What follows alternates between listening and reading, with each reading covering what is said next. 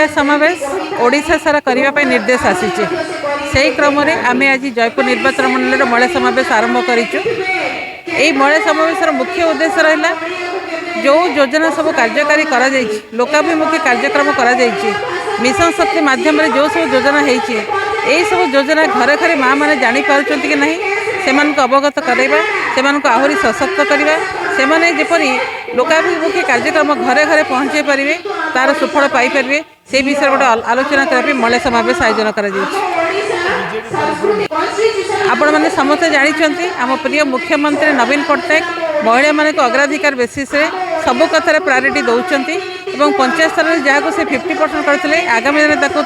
साधारण निर्वाचन मत लागू करने चेष्टा करें।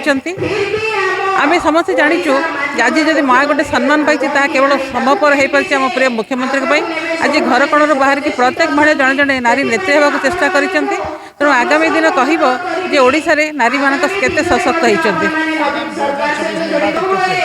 आम समस्ते आमर प्रिय मुख्यमंत्री नवीन पट्टनायक भरोसा अच्छु से जहाँ को भी प्रार्थी करेंगे आम समस्ते दल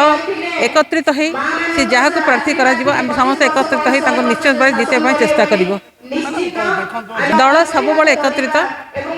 हारिबा जीतवा सब लगी थाए केतोले किए हारे केतोले किए जीते दल तापर फोकस करे ना दल सब चेष्टा करते एकत्रित हो लड़ाई से एक मनोवृत्ति नहीं आम युव छात्र महिला समस्त एकत्रित होइछु आगामी निर्वाचन आमर जीतवा निश्चित संभव हम निश्चित रूपे।